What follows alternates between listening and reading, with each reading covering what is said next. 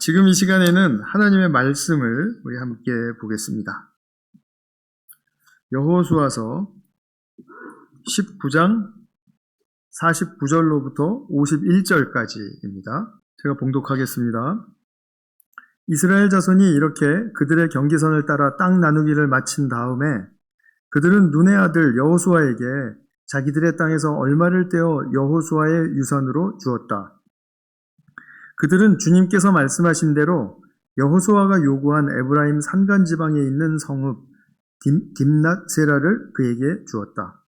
여호수아는 거기에 성읍을 세우고 그곳에서 살았다.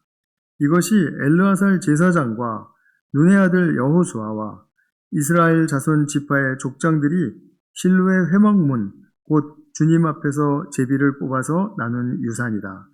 이와 같이 하여 땅 나누기를 모두 마쳤다. 아멘.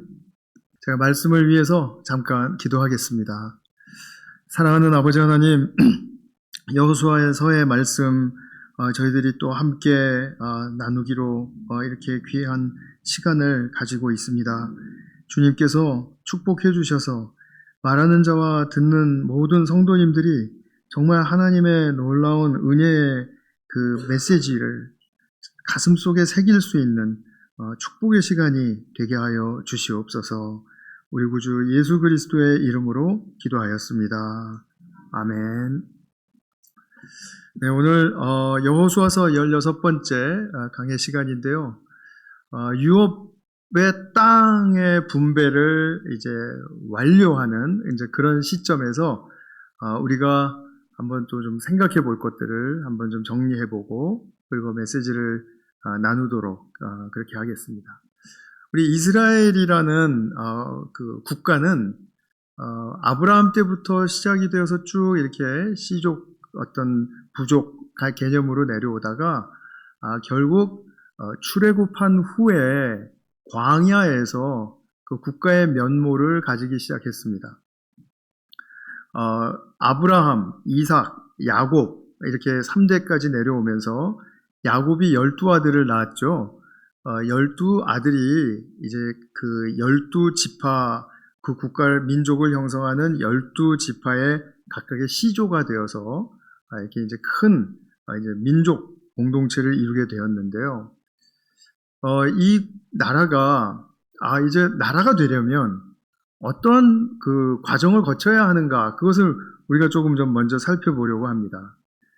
이들이 이집트에서 종살이 할 때까지 당연히 나라라고 볼 수가 없죠. 우리가 종살이에서 어떻게 속해 있는 어느 주권의 나라에 속해 있는 그런 민족을 나라라고 할 수가 없죠. 그러나 이제 모세가 인도해서 광야로 이제 출애굽을 해서 나오게 된 다음에 시내산에서 결집했을 때 하나님께서 그들에게 율법을 주시면서 말씀을 전해 주셨죠. 근데 그 말씀을 다 전하신 다음에 이제 하나님이 그 이스라엘 백성들에게 이제 제안을 하나 하십니다. 무슨 제안이냐 하면 너희가 내 말을 잘 듣고 내 말씀에 순종하면 너희들은 나의 보물이 되는 것이고 선택한 백성이 되는 것이고 제사장 나라가 된다. 그러니까 하나님께서 국가로서 면모를 갖추게 해주시겠다라는 그런 그 약속의 말씀을 주시면서 동의하느냐 이렇게 물어보셨어요. 그랬더니 이 백성들이 다 하나같이 예 하고 대답함으로써 이제 이 언약이 체결이 되었습니다. 그래서 하나님께서 세우시고 하나님께서 이제 이끄실 이스라엘이라는 국가 공동체가 태어나게 된 것입니다. 그런데 이 국가 공동체가 이제 국가로서의 안정된 모습을 잘 가지려면 그러면은 백성이 있어야 되고 있죠. 그다음에 주권이 있어야 됩니다. 있죠. 하나님의 다스림이 주권입니다. 그런데 지금 없는 것은 무엇입니까? 땅이죠, 땅. 그래서 하나님께서 이제 이 땅을 주시겠다라는 약속을 하시면서 이스라엘의 국가의 면모를 체계화하시고 그리고 그것을 잘 만들어 가시기를 원하셨어요. 자, 이때 이스라엘이 지금 나라로서 약속은 받았지만 이제 가나안 땅에 들어가서 그 땅을 하나님의 유업으로 받을 때, 그래서 자기들이 소유하게 될 때, 그때 이제 비로소 국가의 세 가지 필수적인 요소인 백성과 주권과 땅의 이 조건을 만족시키면서 국가로서 이제 나가게 되는 것입니다. 이제 방랑민족이 아닌 거예요. 오늘 이제 본문을 보시면은 제일 마지막에 이와 같이 하여 땅 나누기를 모두 마쳤다 이렇게 나왔죠. 그러니까 이 12지파 사람들이 전부 지금 땅을 받은 겁니다. 그리고 거기에 이제 정착을 하게 된 거죠. 그러니까 지금 이 이스라엘은 이제 완전한 국가적인 모습을 갖추었다라고 말할 수 있겠죠. 자, 그러면 이제 이 땅을 받아서 온전한 국가로서 이제 정진해 갈 때 하나님이 다스리시는 그런 나라는 과연 어떤 모습으로 빚어져야 하는가? 굉장히 중요한 문제죠. 이제 앞으로 미래가 훨씬 더 중요한 시점에 오게 된 것입니다. 그래서 우리가 지금 오늘 그 부분을 살피려고 하는데요. 근데 먼저 이제 이 땅이 다 분할이 되어서 분배가 되었으니까 오늘 지도를 보시면서 이제 어떤 모양으로 이렇게 이제 그 가나안 땅에 12지파가 정착하게 되었는지 좀 보도록 하겠습니다. 자, 요단강 오른쪽에 지금 세 동그라미, 노란 동그라미가 이제 요단강 동편에 정착한 민족이라 그랬습니다. 그죠? 밑에서부터 루벤, 갓, 그리고 문하세 지파의 반입니다. 그리고 이제 서편으로 오게 되면은 유다 지파, 제일 밑에 있는 유다 지파, 그 중에 갈렙이 나와서 이 산지를 내게 주소서 해서 이제 제일 먼저 이제 그 땅을 요청해서 받았습니다. 그리고 그 위에 에브라임 지파, 그리고 그 위에 이제 서문하세, 그러니까 문하세의 또 다른 반 지파가 자리를 잡은 것을 우리가 이제 17장까지 보셨죠. 그리고 18장, 19장에 이제 들어오시게 되면 나머지 7지파가 땅을 분배를 받는데 이제 이러합니다. 처음에 베냐민 지파가, 빨간 동그라미, 베냐민 지파가 이제 사해의 북서편에 이제 자리를 잡았습니다. 그리고 시므온 지파가 있죠. 제일 밑에 부분입니다. 이 시므온 지파는 유다 지파가 굉장히 땅을 크게 가졌기 때문에 그 중에 몫을 떼어서 이제 시므온 지파 땅으로 이렇게 삼게 해주었어요. 그래서 시므온이 그 최남단에 자리하게 되었고요. 그 다음에 위쪽으로 쭉 올라가시면은 스불론이죠. 스불론 지파가 자리를 잡았고, 그 다음에 이사갈, 그 다음에 아셀 이렇게 자리를 잡았습니다. 그리고 그 오른쪽에 납달리 이렇게 해서 이제 갈릴리 호수 부근에 네 지파가 이제 서편에 이제 자리를 잡았고요. 그 다음에 중앙 왼쪽 지중해에 맞닿은 부분에 단 지파가 또 정착을 하게 되었습니다. 이 단 지파는 이 블레셋, 그러니까 그 남쪽 부분이 이제 블레셋 지역이었는데요. 블레셋과 싸움을 많이 했던 그런 지파였어요. 근데 결국은 이 전쟁에 기록이 잘 나와 있지는 않지만 전쟁에 자꾸 지고 해서 그랬는지 결국 이 단 지파의 존재가 좀 묘연해집니다. 그런 이제 이 역사적인 그런 모습들을 보게 됩니다. 어쨌든 지금 이제 현재 이 상황 속에서 12지파가 자리를 딱 잡았고요. 그 다음에 마지막으로 여호수아가 에브라임 지파 사람이거든요. 그래서 에브라임 지파가 차지한 산간 지방에 딥낫세라라는 성읍을 받아서 거기서 이제 여호수아가 정착을 또 하게 됩니다. 근데 여기서 이제 재밌는 것은 무엇이냐면 이 서편 지역을 이제 땅을 분배를 할 때 가장 먼저 나온 사람이 누구였죠? 갈렙이었습니다. 그죠? 갈렙. 그리고 이제 다 분배가 끝난 다음에 가장 마지막으로 또 땅을 받은 사람이 누구로 나옵니까? 여호수아죠. 이 갈렙과 여호수아는 항상 이렇게 짝을 맞춰서 나오는 그 성경 본문들이 참 많습니다. 제일 먼저 가데스 바네아에서 정탐꾼으로 보냈을 때 그때 갈렙과 여호수아만이 믿음의 사람들이었죠. 그죠? 그래서 믿음의 사람들로 인정을 받은 이 두 사람이 결국은 유업의 땅에 들어가서도 가장 먼저 땅을 받고 가장 마지막으로 땅 분배를 받는 것을 이제 마무리하는 이제 그런 일을 하게 되는데 결국 갈렙과 여호수아의 본을 보면 유업은 믿음으로 받는 것이다. 믿음의 순종으로 받는 것이다. 이런 측면을 우리가 한번 좀 새겨볼 필요가 있겠습니다. 유업 쟁취의 원리가 이것입니다. 하나님께 의탁하고 또 신뢰하는 그 믿음, 약속을 믿는 그 믿음, 그리고 내가 그 안에 들어가서 싸우고 그리고 주님께서 싸워주시는 또 싸움에 동참하고 함으로써 그 유업을 얻는 바로 그것이 바로 유업 획득의 원리다. 이렇게 말을 할 수가 있겠죠. 자, 그럼 이제 이 땅을 소유한 이스라엘 백성은 아까 말씀드린 것처럼 어떤 삶을 살아야 하는가? 굉장히 중요한 이슈로 이제 떠오르게 됩니다. 가나안 땅은 별명이 있죠. 무엇입니까? 약속의 땅이라는 거죠. 그죠? 약속하신 땅이다. 이제 그래서 우리가 약속의 땅을 쟁취하기까지 우리가 지금까지 많이 이제 이야기들을 하면서 보아왔어요. 그런데 또 하나 별명이 있습니다. 그 별명이 뭐냐면 안식의 땅입니다. 안식의 땅. 들어보셨죠? 네. 이 가나안 땅을 하나님의 안식의 땅이라고 이렇게 말을 해요. 좀 그 부분을 좀 살피려고 합니다. 안식의 개념을 우리가 조금 여기서 성경적으로 배워야 하는데요. 자, 안식의 땅, 이게 어디서 제일 잘 우리가 볼 수 있냐 하면 히브리서 3장 7절 이하의 말씀을 보면 하나님께서 광야 1세대에 대해서 하신 말씀을 우리에게 상기시켜주고 있습니다. 자, 광야 1세대라는 말은 지금 들어와서 땅을 분배받은 가나안 1세대의 아버지 세대 정도 되죠. 그러니까 가나안 세대, 바로 전 세대예요.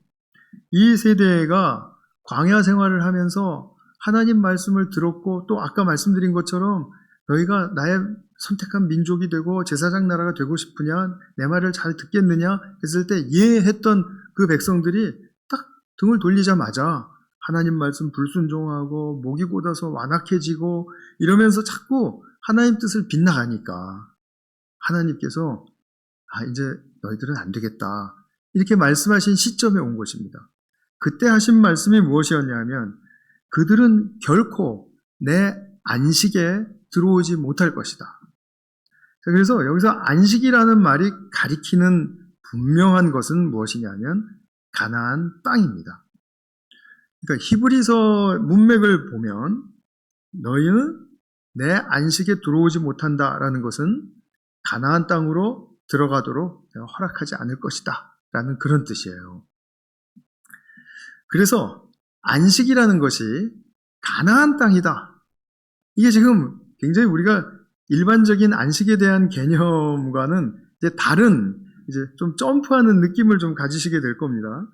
그래서 이 안식의 개념이 일반적으로 이야기하는 어떤 평안함 또는 쉼, 이렇게 육체를 그냥 이렇게 릴렉스하고 이렇게 하는 어떤 그런 정적인 상태가 아니라는 것을 우리가 알 수가 있습니다.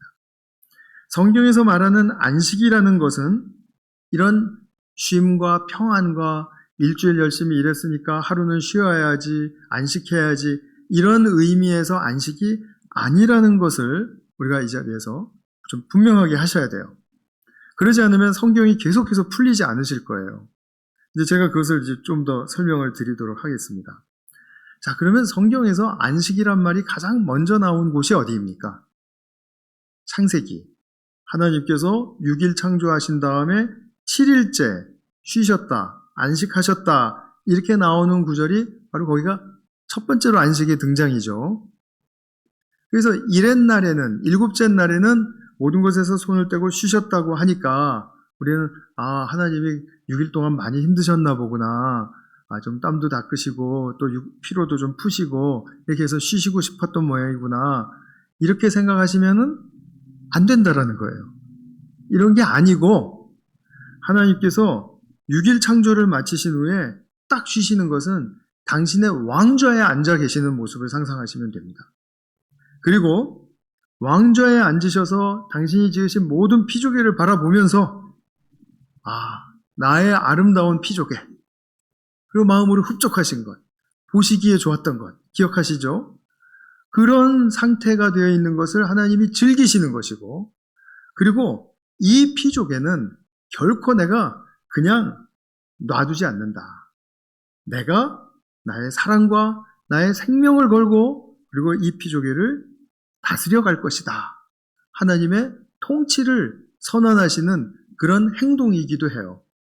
그러니까 하나님의 왕좌에 앉으셔서 이제 쉬셨다라는 표현은 결국 안식이라는 말로도 바꿀 수가 있는데, 이것은 하나님의 소유이며 하나님이 다스리실 피조개를 바라보시면서 하신 말씀이다.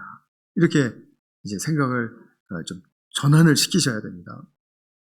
그리고 바로 2장 3절로 넘어가면, 한 구절 뒤로 넘어가면 이제 다시 부연 설명이 나옵니다. 제가 읽어드릴게요. 이렛날에 하나님이 창조하시던 모든 일에서 손을 떼고 쉬셨으므로, 그 2절에서 말씀한 것을 이제 다시 반복했죠. 손을 떼고 쉬셨으므로 이것이 원인이 되어서 뭐라고 나옵니까? 하나님은 그 날을 복되게 하시고 거룩하게 하셨다. 이게 그 날이라는 것은 날만을 의미하는 것이 아니라 그 날로 당신의 피조개를 다 초청을 한 것이거든요. 그러니까 그 날에 들어온 모든 피조개를 복되게 하시고 거룩하게 하셨다. 이 두 가지 내용이 무척 중요합니다. 이제 이것이 성경 전체에 흘러가는 이제 기둥이에요. 뭐라고요? 하나님께서 안식하신 것은 그 안식을 통해서 무슨 일을 하셨다고 말합니까? 복 주셨고 거룩하게 하셨다. 이 두 가지 제가 좀 더 설명드리겠습니다.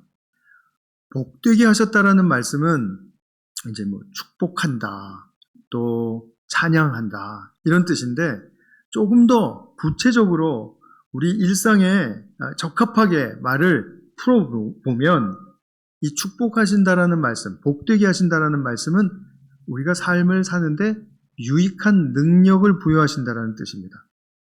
우리가 생존하는데도 능력이 필요하죠. 사자가 잡아먹으러 오면 도망가야 되는 그런 능력이 필요하죠. 또 모든 동물들, 모든 식물들 다 생존하기 위해서, 또 자기들의 아름다움을 꽃 피우기 위해서 능력이 필요하죠. 하나님께서 축복하셔서 그들에게 유익한 능력을 주시면 자기들의 역할과 자기들의 기능을 잘 수행할 수 있게 된다. 이것입니다. 그래서 이것이 복되게 하시는 일의 아주 기본이라고 말할 수가 있습니다. 그 다음에 거룩하게 하셨다라고 말씀을 하는데, 거룩하다라는 말은 순수하고 순결하게 구별해 둔다라는 뜻입니다. 하나님께서 우리를 거룩하게 하신다라는 말은 우리를 순수한 하나님의 아들로 딸로 구별해 두신다, 이런 뜻입니다. 이해가 되시나요? 우리가 무슨 일을 해서 거룩하게 되는 것이 아니고, 하나님께서 우리를 거룩하게 구별하시면 나는 거룩해진 거예요. 하나님의 구별해 놓으신 존재로서. 존재라는 말을 썼는데요, 이따가 뒤에서 또 설명을 드리겠습니다. 뒤에서 설명할 게 참 많습니다, 오늘. 네, 그래서 거룩하게 한다라는 말씀은 순수하고 순결하게 당신의 것으로 구별해 두신다, 이런 뜻입니다. 자, 그러면 거룩하게 한다라는 말이, 이렇게 또 복되게 한다라는 말이 정적인 의미가 아니라는 것을 아시겠죠? 그냥 쉬고 릴렉스하고 그냥 편안하고 이런 상태가 아니라는 거 아시겠죠? 유익한 능력을 주고 구별해서 나의 자녀로 딱 이렇게 세워주시고 하는 그런 일들, 동적인 개념입니다. 하나님의 안식은 동적인 개념입니다. 이 모든 일은 하나님 창조하신 모든 피조개가 아까 말씀드린 것처럼 하나님의 소유이고 하나님의 것이고, 또 하나님이 다스리시기 때문에 일어나는 것이에요. 하나님의 안식으로 말미암아 복 주시고 거룩하게 하시는 것은 하나님의 소유이기 때문에, 하나님이 다스리시기 때문에 일어나는 일입니다. 그래서 하나님의 소유에 대한 하나님의 애정이 표현된 것이고 하나님이 다스리신다라는 내용이 그 안에 들어가 있죠.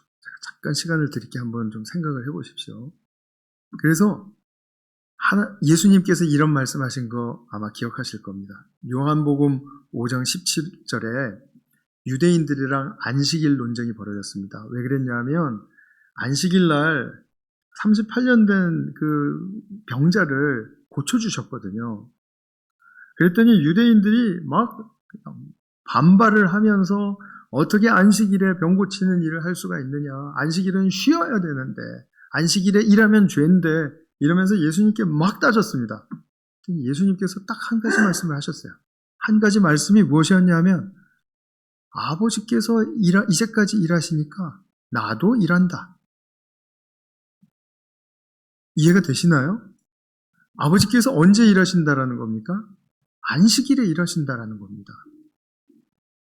쉬셨다라는 말을 우리 자꾸 개념으로 바꾸어서 이해를 하고 그것이 맞다라고 자꾸 생각을 하니까 이런 말씀이 잘 안 와닿으실 수 있어요. 그러나 예수님께서는 분명히 아신 거죠. 안식일 날 아버지께서 인간을 복되게 하시고 거룩하게 하셔서 하나님의 뜻을, 하나님의 의도를 완수하신다. 그렇기 때문에 아버지께서 사랑하시는 이 아들 38년 동안 병자로 정말 연약하게, 부족하게 살아왔는데 근데 내가 아버지께서 일하시는 그 일하심으로 일해서 복 주고 그래서 유익한 능력을 부여하고 그리고 하나님의 아들로 구별해서 세워놓아서 지금 이렇게 온전한 인간의 모습으로 지금 나 여기 서 있지 않느냐. 이것이 아버지의 뜻에 거스르는 일인가? 하고 예수님은 반문하시는 거예요. 할 말이 없어야 정상이죠. 그런데도 불구하고 유대인들은 계속해서 안식일에 쉬어야 된다라는 그 강박 때문에 예수님께 계속 태클을 겁니다. 계속해서 그걸 물고 늘어집니다. 그러니까 예수님께서 요한복음, 특별히 요한복음을 보면 안식일 논쟁이 굉장히 많이 나오는데 이제 그것을 우리가 좀 잘 살펴야 된다는 거죠. 그러니까 이제 좀 줄여서 이제 정리를 하면 출애굽한 백성을 하나님께서 당신의 그 소유된 백성으로 삼으셨어요. 그리고 그들을 말씀으로 다스려 가신다라는 겁니다. 근데 이제 그 백성들을 복 주시고 그리고 거룩하게 하시는 일을 어디서 하신다고요?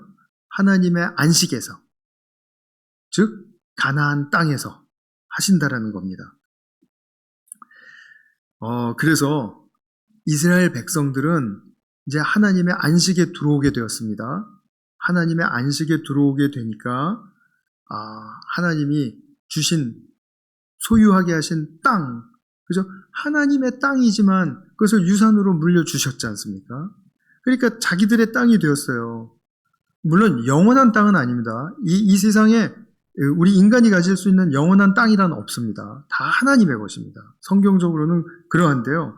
하나님께서 영원한 소유자이시면서 그들에게 그 땅을 유산으로 주셔서 무엇을 하게 하시냐면 그 땅을 복되게 하시고 거룩하게 하시는 일을 시키시는 거예요. 즉 하나님이 복되게 하시고 거룩하게 하시는 일을 하셔야 하는데 그 일을 인간에게 위임을 하신 겁니다. 자기 백성들에게 위임을 하신 거예요. 이것은 창세기 1장 28절에 나와 있는 말씀처럼 인간을 지으신 다음에 땅을 정복하고 다스리라는 그런 위임 명령의 회복이라고 말할 수 있는 것입니다. 따라서 지금 하나님의 목적이 지금 이 가나안 땅에서 인간들을 통해서 이루어지게 되는 바로 그 시점에 들어오게 된 것이죠. 즉 다시 말하면 에덴의 회복으로 들어가게 되었다라고 또 다른 말로 표현할 수가 있겠죠. 그래서 이스라엘은 지금 여기서 이 받은 땅에서 이 땅을 복되게 해야 할 책무가 있습니다. 그리고 거룩하게 해야 할 또한 책무가 있는 것입니다. 근데 이스라엘 백성들이 지금 가나안 세대는 정말 너무나 믿음으로 잘 해냈는데 그 다음 세대들부터는 조금 어긋나기 시작했어요. 그것이 이제 사사기부터 나오는 그런 이야기인데, 이제 그것은 나중 기회에 이제 보시도록 하고요. 그래서 지금 이 가나안 세대 지금 정착하고 땅을 받은, 그래서 정착한 이 세대는 굉장히 지금 감격에 차오르게 된 것입니다. 하나님이 창조할 때 인간에게 주셨던 그 목적, 이것을 우리가 정말 이루게 되었구나. 이것을 성취하는 그 단계로 들어오게 되었구나. 우리가 이제 어떻게 살아야 할 것인가 하는 그런 부분에 대해서 하나님의 말씀을 더 붙들어야 되겠다라는 그런 결단이 세워졌을 것이라고 그렇게 추측해 볼 수가 있겠죠. 그러면 이 가나안 땅이란 이스라엘 백성들에게는 그런 복되고 거룩하게 하는 그런 의미 있는 삶을 살도록 해주시는 바로 그런 것을 볼 수가 있는데, 그러면 그 가나안 땅이 오늘날 우리에게 상징하는 것은 무엇일까? 가나안 땅을 이제 천국이라고 생각을 하셨던 분들이 좀 있을 것 같아요. 왜냐하면 그 말을 많이 하니까요. 그래서 요단강 건너는 거는 죽는 거다. 그 다음에 가나안 땅 들어가는 천국이다. 뭐 이렇게 해서 뭐 이렇게 생각을 하시는데 그 참 안 풀리는 부분들이 너무 많이 생깁니다. 무슨 죽어서 천국을 들어갔는데 뭐 전쟁을 하고 또 뭐 티격태격하고 또 분배하는 어려운 과정을 거치고 또 뭐 그렇게 해야 되는 천국이라면 여러분 천국에 또 가시고 싶으십니까? 이제 그런 일은 다 끝났어야죠. 그죠? 우리가 말하는 사후세계 또는 예수님이 다시 오셨을 때 들어가는 천국이라는 것은 그런 천국을 말하는 게 아니죠. 그러니까 우리가 거기에 대해서 부분적으로 조금 이해할 수는 있지만, 그러나 그 해석을 전부 다인 것처럼 받아들일 수는 없는 거죠. 그렇다면 가나안 땅이 우리에게 의미하는 것은 무엇일까요? 가나안 땅은 무엇을 상징합니까? 바로 제 제목에서 보여드린 것처럼 그리스도 안입니다. 그리스도 안. 신약 성경에 보면 그리스도 안에서, 주 안에서, 예수 안에서 라는 그런 표현이 정말 숱하게 반복되어서 많이 나오죠. 왜 예수님 안에서라는 그 표현을 그토록 강조하는 것일까요? 그것은 우리 또한 하나님 나라의 유업을 쟁취하고 또 그래서 획득하고 그것을 누리고 그리고 또 그것을 가꾸고 지키는 그런 일을 하기 위해서는 그리스도 안이 아니면은 불가능하기 때문이에요. 그 부분을 우리가 오늘 좀 잘 아셔야 될 것입니다. 이것이 우리가 믿음으로 싸워야 하고 또 믿음으로 얻어야 할 영적 현실입니다. 그리스도 안. 예수님께서 요한복음 15장 5절의 말씀 보면 이제 포도나무와 가지 그 비유를 통해서 하시는 말씀이세요. 주님께서 이렇게 말씀하세요. 나를 떠나서는 아무것도 할 수 없다. 어떤 열매도 맺을 수 없다. 이런 말씀하세요. 기억하시죠? 예수님 밖에서는 아무것도 할 수 없다. 어떤 열매도 맺을 수 없다고 예수님이 하신 말씀이세요. 자, 그러면 이게 무슨 뜻입니까? 우리가 세상에 발을 대고 세상에서 일을 하고 세상의 자원을 또 우리의 생존의 자료로 삼고 그리고 그것으로 또 살아가요. 그렇게 살아가는 건 그렇지만 결국 우리가 그러한 과정을 통해서 하나님의 뜻과 또 하나님의 방식과 하나님이 중요하게 생각하시는 가치로운 것들을 이룰 수 있는가? 아니라는 거죠. 그러면 어떻게 해야 하나님의 목적이 이루어지는 삶이 성취가 됩니까? 그것은 그리스도 안에서만 가능하다라는 거예요. 그리스도 안에 들어오는 것이 어떤 영역으로 들어가는 그것이 아니라 내가 지역을 어디를 삼고 살든지 간에 예수님의 방식대로, 예수님의 뜻대로, 예수님의 말씀 안에서 그렇게 살아가는 것을 예수 안에서 살아간다고 말하지 않습니까? 자, 그렇다면 예수님이 중심이 되어야 되고 예수님이 본이 되어야 되는 거죠. 내가 살아가는 삶을 누가 보았다면 저 사람은 예수님의 본을 따르기 때문에 저렇게 사는구나 라고 알 수 있게끔 바로 지금 그것을 이야기하는 거죠. 내가 그렇게 예수님을 중심의 본으로 삼고 예수님을 따르는 삶을 산다면 그 사람은 그리스도 안에서 살아가는 거죠.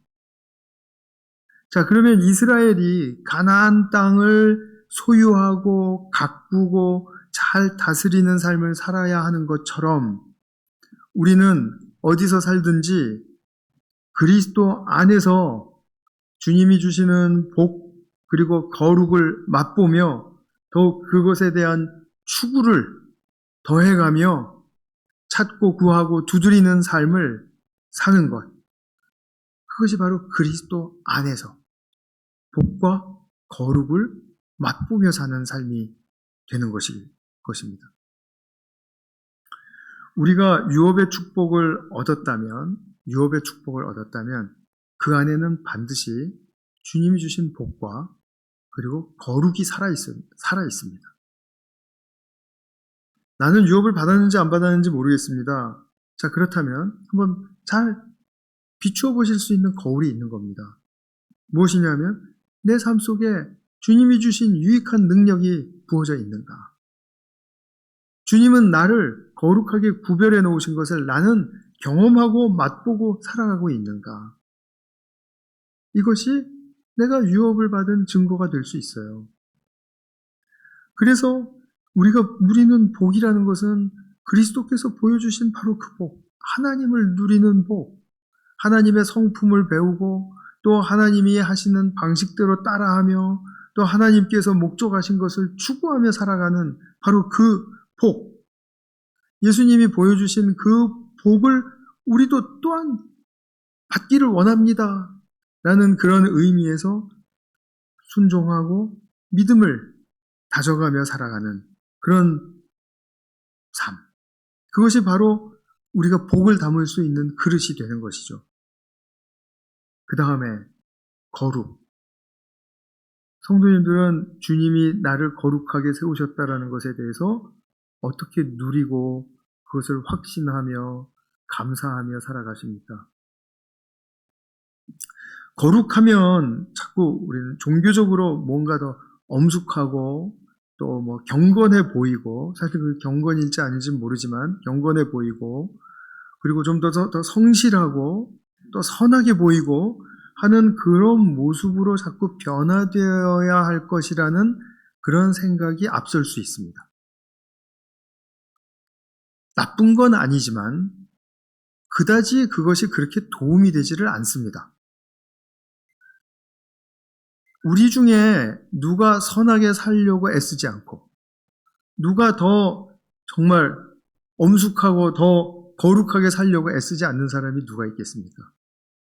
그런데 뒤를 돌아보면 별로 진전한 게 없지 않습니까? 제가 이것을 뭐 그냥 말로만 하는 것이 아니라 우리 스스로가 생각해보면 아실 수가 있지 않을까요? 왜 그렇습니까?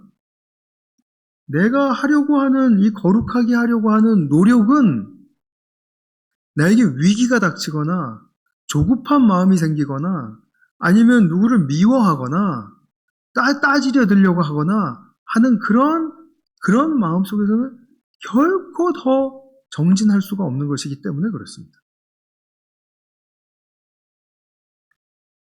그래서 우리가 누려야 하는 거룩이라는 것은 이런 행위와 모습이 아니라 내 존재가 어떻게 변화되었는가 하는 그런 부분인 것입니다. 내가 하나님께 과연 사랑받는 아들이고 사랑받는 딸인가에 대한 존재의 자각, 이것입니다. 이것은 내가 거룩하게 하려고 애쓰고 하는 것보다 훨씬 더 큰 유익을 나에게 줍니다. 궁극적으로 그렇습니다. 지금 당장에는 뭐 사람들에게 보일 게 없으니까 또는 내가 내 자신을 생각해도 뭐 그렇게 나아지는 것이 없는 것처럼 느껴질 테니까 뭐 별 도움이 될까 하는 생각이 드시겠지만, 그러나 내가 어떤 위기에 있든지 어려운 상황 속에 있든지 내가 무엇을 거룩하게 보이려고 하는 것보다는 내가 이 상황 속에서도 나는 하나님의 지극히 큰 사랑을 받는 아들이고 딸이다 라는 그 존재의 자각이 내 가슴을 뜨겁게 하고 내 생각을 바꾸어 주고 그리고 내가 그것으로 기초해서 다시 나의 삶을 살아가겠다라는 결단이 일어날 때 그때 내게 어떠한 능력을 가져다 주는지 어떤 사랑과 지혜의 모습으로 나를 바꾸어 가는지 보실 수 있을 겁니다. 근데 우리가 이 부분을 자꾸 미스를 하게 되니까 제가 늘 강조해서 말씀을 드리지만 내가 사랑받는 존재라는 것을 자꾸 잊어버리니까 자꾸 내 탓을 하든지 남 탓을 하게 되는 것입니다.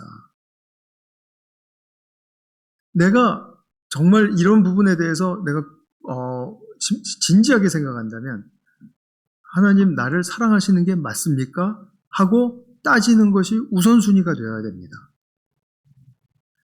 나를 사랑하시는 것 같지 않으니까 자꾸 나는 내 모습, 어떤 모습으로 나의 판단으로 자꾸 나의 삶을 돌리려고 하는 거죠. 그러니까 삶에 복과 거룩을 누릴 수 있는 기회를 자꾸 놓쳐버리게 되는 것입니다. 제가 드리고자 하는 이 말씀을 잘 좀 이해하셨으면 좋겠습니다. 그래서 예수님을 하나님께서 세우실 때도 공생에 처음으로 세우실 때도 그는 나의 사랑하는 아들이고 내가 기뻐하는 아들이다. 이 선언이 있으셨고 끝까지 예수님은 아버지의 사랑받는 아들로서 십자가의 위기를 거치실 때에도 그것을 잊지 않으시고 그것을 능히 십자가의 보혈을 우리를 구원하시는 도구로 선용시켜 놓으신 거예요. 하나님의 사랑받는 아들이라는 그 자각, 이것이 없으면 우리의 삶은 굉장히 제자리 걷는 것 같은 느낌을 계속 가지실 수 있습니다. 이 부분에 좀 진지해지셨으면 하는 바람이 저에게 매우 큽니다. 우리는 내 스스로 거룩하게 할 수 없고 또 하나님이 아무리 도와주신다고 하더라도 내가 뭐 더 진지해지고 더 엄숙해지고 더 예배를 잘 드리게 되고 더 충성하게 되고 이렇게 되지 않아요. 이렇게 안 됩니다. 하나님이 도와주시는데도 안 된다고요? 네, 안 됩니다. 왜냐하면 나는 이미 그 행동과 그 모습에 꽂혀 있기 때문에 내 정신이 거기 팔려 있는 거예요. 하나님이 정작 나를 도와주시려고 하는 부분은 네가 얼마나 나의 사랑을 받는 존재인지 아느냐? 거기에 태클을 거시는 겁니다. 그 태클을 받지 못하면 우리의 삶은 신앙을 가졌어도 계속해서 헛바퀴 돌 수 있습니다. 제가 드리고자 하는 말씀은 그것입니다. 정말 오늘 또 그리고 이번 주에 진지하게 생각해 주시면 좋겠습니다. 나는 정말 하나님의 사랑받는 자녀인가? 내가 그 사랑 때문에 내 인생 정말 걸 수 있는가? 좀 진지하게 우리가 해야 할 시점에 온 것 같습니다. 여호수아서를 우리가 보면서 이제 좀 더 메시지를 보시겠지만 그러나 우리 이 부분에 대해서 한번 확실하게 하고 그리고 넘어가실 수 있으면 좋겠습니다. 우리 가나안 땅에서 정착한 이스라엘 백성들이 이제 정말 하나님과 함께 펼쳐갈 그런 새로운 방식과 새로운 성품의 세계, 즉 축복과 거룩의 차원으로 들어가는 것을 기대했던 것처럼 오늘 우리도 그리스도 안에서 새로운 방식, 새로운 성품, 새로운 가치관의 그 축복과 거룩의 차원을 정말 많이 누릴 수 있는 주님의 사랑받는 자녀들 되시기를 주님의 이름으로 축원합니다. 기도하겠습니다. 사랑하는 주님, 감사합니다. 저희들 사랑받는 존재라는 사실에 대해서 정말 우리가 그토록 확신을 가지지 못한다면 그러면 우리의 삶은 헛돌 수 있다라는 그러한 정말 다소 경고의 말씀을 우리가 듣게 됩니다. 주님, 저희들에게 정말 주님이 주시는, 주님이 우리를 소유하셨고 또 우리를 다스리신다라는 그런 측면에서 우리는 과연 주님 앞에 어떤 존재인가 하는 것을 깨닫고 확신할 수 있는 그런 축복이 먼저 앞서기를 소망합니다. 주님, 거기서부터 시작하는 우리의 새로운 삶, 새로운 성품의 삶, 새로운 방식의 삶, 새로운 가치관의 삶이 얼마나 위대한 역사를 이룰 것인지에 대하여 우리는 주님을 신뢰하며 나아가는 그런 복된 백성들 되게 하여 주시옵소서. 함께하여 주신 은혜 감사드리며 예수님의 이름으로 기도하였습니다. 아멘.